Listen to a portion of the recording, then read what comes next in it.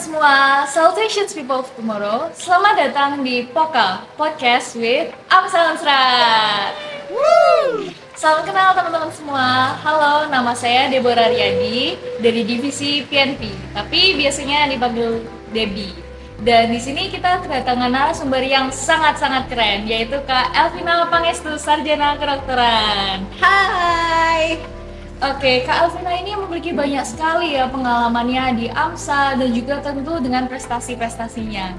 Fun fact adalah Kak Elvina ini merupakan juara satu dari mahasiswa berprestasi Universitas Samratulangi pada tahun 2021.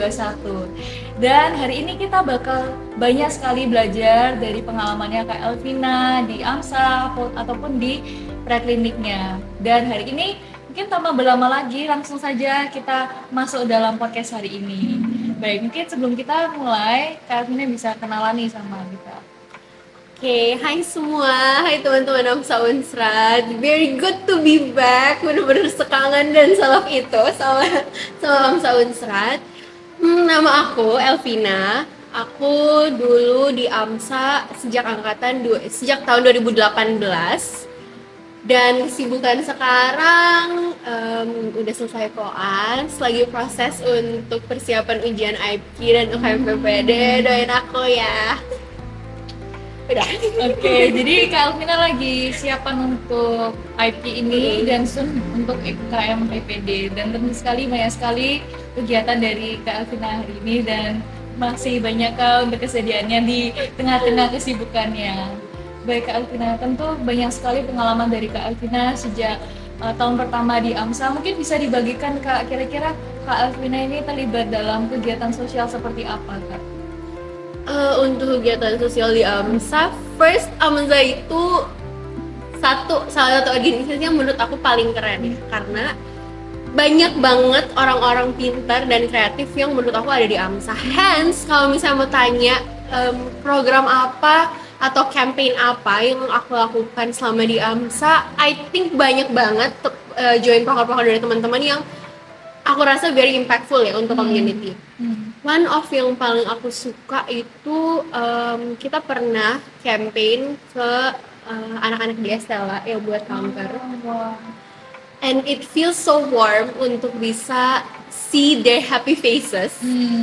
Terus pernah campaign juga bantu teman-teman di AD6P untuk bikin AD6P. Waktu itu kita campaign buat anak-anak epilepsi.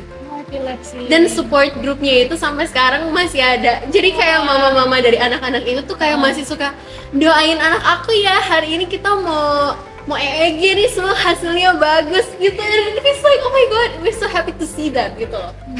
Apalagi ya campaign. Kalau dari aku sendiri, I think campaign yang pernah aku lakukan waktu kemarin sempat kesempatan untuk apply buat buta APH Distrik 6, and we campaign about how social comparison bisa impact ke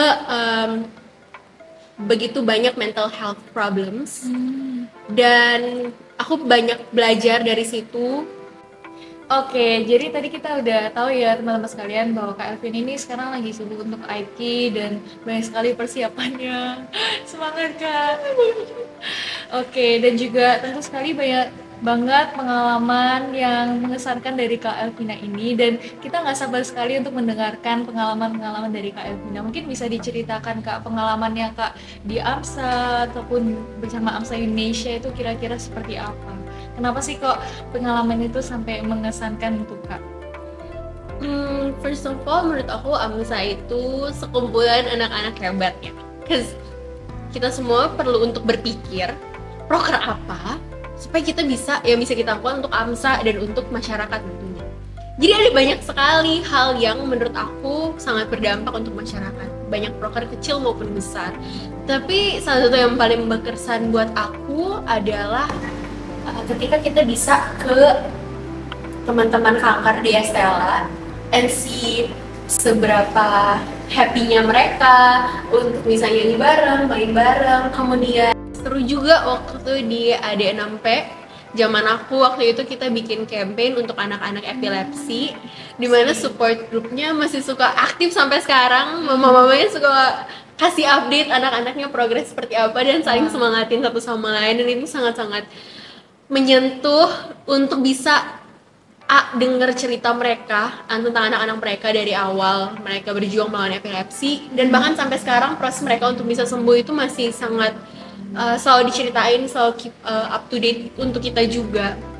Kemudian kalau dari aku sendiri, campaign yang berkesan adalah waktu aku APH, campaign finance untuk APH, dan kita campaign tentang social comparison. Dan waktu itu baik banget Kementerian Kesehatan bisa bantu untuk jadi narasumber juga, dan bantu cerita dan ngomong-ngomong soal bagaimana sih sebenarnya perbandingan yang ada di sosial sekarang bisa berdampak pada begitu banyak macam kesehatan jiwa gitu. Itu sih Dep. Wah, oke. Jadi keren banget ya teman-teman sekalian. Sebenarnya pengalaman kita di AMSA, tentu bagi teman-teman sekarang yang menonton dan teman-teman berada di AMSA, kita tahu bahwa AMSA itu menjadi tidak hanya suatu organisasi tapi menjadi rumah bagi kita semua. Tidak hanya buat Kak Elvina di Bora, tapi teman-teman semua saya yakin kalian pasti merasa sense of belonging di AMSA, dan kita yakin bahwa itu tidak hanya kalian rasakan saat ini, tapi nanti saat kita menjadi dokter itu menjadi suatu memori yang kita bisa simpan. Iya benar banget sih, karena kayak teman-teman yang ada sama aku waktu zaman di AMSA sampai koas bahkan sampai sekarang itu tetap jadi teman-teman aku. Dan kalau bahkan ketemu dokter-dokter yang dulu juga pernah AMSA, itu selalu saling sharing, saling tukar pikiran kayak zaman mereka di AMSA dulu tuh kayak apa, sekarang tuh kayak apa. Dan mereka juga yang bantu kita waktu zaman-zaman koas, dan bahkan untuk kayak campaign-campaign kita ke depannya itu juga banyak dibantu sama alumni AMSA lainnya. Ini benar-benar home banget sih. Keren banget. Dan tentu dari semua pengalaman ini Kak, pasti ada tujuan atau suatu motivasi di balik semua itu. Mungkin dari Kak Elvina, adakah yang membuat Kak menjadi inspired dan ingin melakukan kegiatan-kegiatan sosial seperti itu Kak? Sebenarnya kalau untuk motivasi ya, aku sih ngerasa kamu lihat orang yang kamu layani senyum, happy, dan Cindy bilang makasih, itu tuh sesuatu yang kayak rasanya tuh kayak capek ya, kamu hilang nggak sih waktu bikin itu ya kan? Iya. Jadi pernah ada satu pengalaman yang aku rasa jadi satu motivasi juga buat aku waktu aku koas di IKAKOM. Wah, gimana? Jadi waktu kita di IKAKOM itu kita harus ke puskesmas kan, kayak 1 minggu atau 2 minggu untuk ke puskesmas. Dan waktu itu pas banget waktu aku ada di puskesmas itu, kita lagi puskesmas itu lagi ada kegiatan untuk datang ke sekolah-sekolah dan bikin suatu kayak check up gitu. Check up, simply kayak ukur berat badan, periksa kuku dan lain-lain lah gitu. Dan waktu itu aku dan teman-teman ngajarin ke anak-anak SD cara cuci tangan. Kayak telapak tangan, punggung tangan, itu lagu itu aku nyanyiin pokoknya di semua kelas di kayak berapa SD di kampung itu. Dan kayak semua tuh pada happy banget, dan bukan cuman happy aja, mereka kayak nyanyi nari bareng, tapi di jam istirahat itu mereka langsung bikin sih tanpa kita suruh, tapi kayak bener-bener sama-sama cuci tangan dan nyanyi lagu itu menurut aku oke, mereka terima apa yang aku coba share ke mereka, dan itu berdampak juga buat mereka. Iya, saya setuju sih Kak, karena walaupun program kerja yang kita adakan dalam satu tenure itu mungkin terbatas, kita hanya bisa datang sekali ke tempat itu, tapi saya yakin bahwa dampak yang kita berikan itu tidak sementara, tapi mereka pasti ingat something special di kegiatan itu. Iya sih, benar.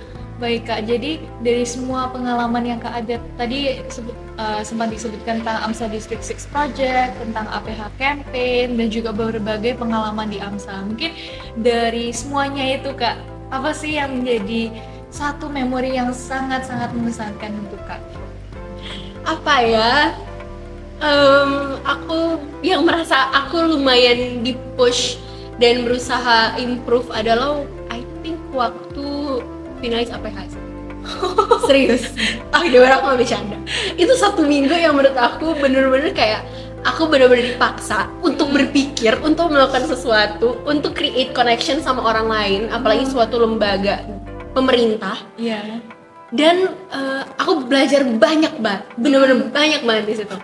Kayak mulai dari fase brainstormingnya, fase untuk kayak arrange tim aku untuk bikin publikasinya seperti apa, ngomong ke orang kementerian, sampai eksekusi. Itu sesuatu yang feel-nya berasa banget. Dan menurut aku kayak walaupun pada akhirnya aku nggak dapet APH waktu itu, tapi the memories dan bagaimana proses itu membentuk aku untuk bisa, kamu harus bisa sustain, kamu harus bisa jadi seorang yang punya target dan mencapai target itu, tapi juga ingat target yang kamu lakukan itu juga buat orang di sekitar kamu. Itu sesuatu yang deep sih buat aku. Karena aku percaya gini loh, sebagaimana kita ada nih sekarang nih Dep, kita tuh dibentuk dari pengaruh begitu banyak orang. Setuju. Kayak misal nih contoh ya, kebiasaan misalnya, oh mamaku suka sapu rumah nih pagi-pagi. Jadi kayak kamu ke-influence juga untuk jadi sapu rumah pagi-pagi gitu kan, satu. Dua, terus kamu lihat temen kamu cara pegang sendoknya itu beda. Terus kamu lihat, ih kayaknya keren deh cara pegang sendoknya. Terus kamu keikut cara pegang sendoknya kayak gitu. Jadi kayak I believe that bagaimana kamu dibentuk diri kamu saat ini itu tuh dipengaruhi oleh begitu banyak impact positif yang ada di sekitar kamu. Dan aku percaya walaupun kecil, tapi at least kamu bisa melakukan sesuatu yang berharga untuk orang lain, yang bisa membuat dia menjadi seseorang yang lebih baik lagi. So, even if it's small sih. Tentang pernyataan tadi, dimana when we surround ourselves, kita itu pasti kena dampaknya. Kalau saya sendiri, saya merasa dampak itu benar-benar luar biasa banget di AMSA maupun AMSA Unsur ataupun AMSA Indonesia. Dan saya yakin bahwa kalau misalnya teman-teman mau cari lingkungan yang bertumbuh, itulah AMSA, itulah tempat yang tepat. Oke Kak, jadi dari semua pengalaman itu ada satu pertanyaan nih Kak. Capek nggak sih Kak? Capek lah, kayak pasti capek sih deh, pasti capek. Kayak kamu harus formulasikan sesuatu. Menurut aku kayak misalnya APH ya. Iya. Itu kan project Roro Jonggrang dong. Iya kan. Harus buat candi gitu ya. Candi 1000 candi, tapi nggak semalam sih, 10 hari ya. Oh iya, 10 hari. Tapi Roro Jonggrang nggak sih? Itu project Roro Jonggrang banget. Benar. Tapi capek iya. Tapi menurut aku dampaknya sampai sekarang. Setuju banget. Kayak kamu jangan kayak neko-neko untuk melakukan sesuatu. Kayak misalnya, oh iya aku ada sesuatu nih, ada event ini, ikut aja. Terus kayak, ih ada kelas ini nih, serius aku pernah bukan diketawain sih, aku pernah dikatain gini, kamu jadi dokter, kamu ngapain belajar fotografi? Kamu jadi dokter, ngapain kamu belajar florist? Serius, kamu bilang itu. Tapi kayak dari something yang pernah ngomong ke aku kayak gini, gak apa-apa, kamu belajar begitu banyak hal, gak apa-apa kalau itu mungkin gak sejalan sama karir kamu sekarang. It's okay, cause in the end of the day, itu yang membuat kamu tuh kamu. Kayak, that's true. You only live once kan. So just explore things as much as possible dan do impactful things untuk orang lain. Karena kamu cuma hidup sekali. Mungkin kayak sekarang aku achieve apa gitu ya, tahun depan pasti aku lupain lah. Iya kan? Tapi kayak the impact yang bisa kamu lakukan untuk kamu dan orang lain sekarang itu bisa sustain. Dan bisa jadi suatu snowball effect yang kayak akan diteruskan dan dipass on, which I believe if it's something good then it will always flourish sih. Benar. Dan tentu pertumbuhan ini nggak bisa satu kali, nggak bisa kita yang menjadi seseorang yang luar biasa gitu hanya dalam satu malam, tapi itu mulai dari satu langkah yang berani, dan dari satu langkah itu kita belajar dari kegagalan dan bangkit lagi, gagal lagi, bangkit lagi, dan hingga kita bisa lihat ke belakang bahwa kita itu seperti tangga gitu ya. Bener banget seperti tangga banget. Dan satu yang aku mau bilang adalah kamu jadi anak FK, kayaknya semua orang bisa pintar. Semua orang pintar. Setuju, semua orang itu pasti pintar karena udah banyak sekali ujiannya. Bener banget loh. Misalnya kamu belajar 6 tahun, semua orang bisa jadi dokter. 150 di angkatan kamu semua itu adalah dokter. Benar. Yang bikin beda kamu apa? Ya kan? Apa yang bikin kamu beda dari 150 yang lainnya? Dan bagaimana kamu menentukan kamu berbeda in a good way, it depends on you. So what you do now, it depends on yourself. Gitu sih. Banyak banget pasti di koas nanti atau bahkan di kehidupan kamu di lingkungan masyarakat nanti itu tidak hanya bergantung pada gelar kamu menjadi seorang dokter atau dari pendidikan, latar belakang pendidikan kamu, tapi semakin banyak yang bisa kamu lakukan, kayak semakin the more potential yang seseorang bisa punya, I believe dampaknya pasti lebih besar untuk orang-orang. Benar. Baik, jadi ada satu kutipan yang pernah saya dapatkan dari Regional Chairperson AMSA Indonesia 2023-2024 yang pada tahun ini menjabat, atau Kak Mahloka Carlo, yang biasanya dikenal Kak Alo. Jadi Kak Alo itu pernah bilang ke kita di salah satu national team AMSA Indonesia, dia bilang seperti ini, bahwa menjadi dokter itu hanya selama hidup kita ya, selama panjang hidup kita. Tetapi di AMSA kita itu hanya sekali. Tergantung kita dalam 3 tahun ini ataupun 2 tahun, itu hanya sekali saja dalam kehidupan kita.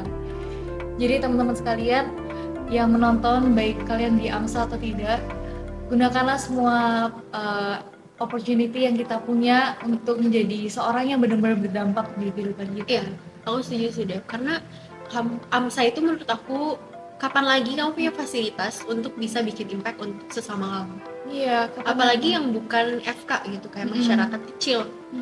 Dan wadah itu bisa apa aja sebenarnya. Bisa apa aja, tapi AMSA itu salah satunya. Salah satu yang menurut aku sangat membangun dan sangat support ketika kamu mau bikin sesuatu untuk orang lain. Oke Kak, dan berhubung waktunya ini sudah cukup terbatas, mungkin ada 1-2 kata yang mungkin Kak ingin sampaikan kepada teman-teman di sana ini sebagai kata penutup.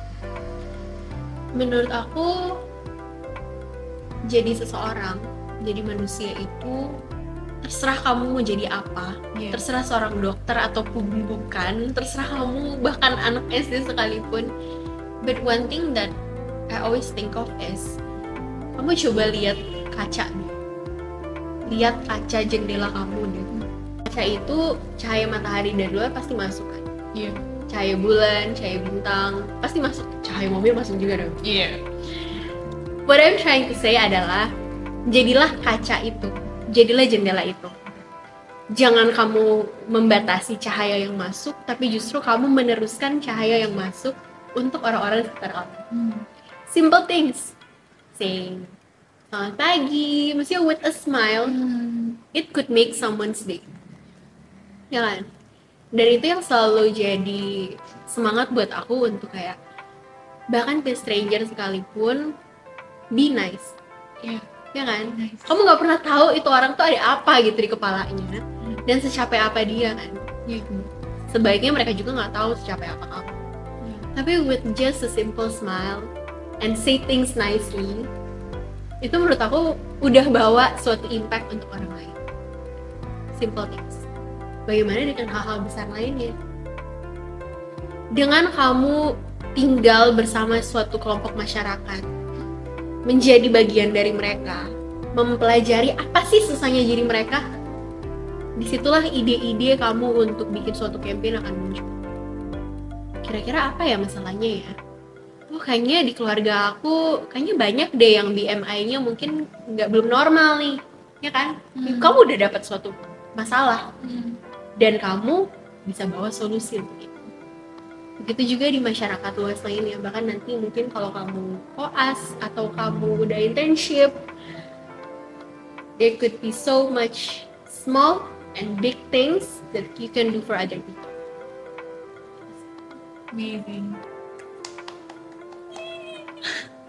Oke teman-teman, saya yakin bahwa kita banyak belajar hari ini, dan tentu saja kita masih ingin banyak sekali berbicara dengan Kak Elvina, tapi sayang sekali waktunya terbatas, but it's okay karena kita masih ada podcast selanjutnya, dan ditunggu saja teman-teman sekalian. Dan cukup di sini saja podcast pada hari ini Kak. Terima kasih banyak Kak untuk bersedia bersama kami di Poka AMSA Unsrat. Baik teman-teman sekalian, itulah Poka pada hari ini, dan kami ucap banyak terima kasih untuk sudah nonton videonya sampai akhir, dan kita bisa tutup dengan tagline AMSA Unsrat, Igniting the Spirit, Awakening all potentials, Viva AMSA! Terima kasih.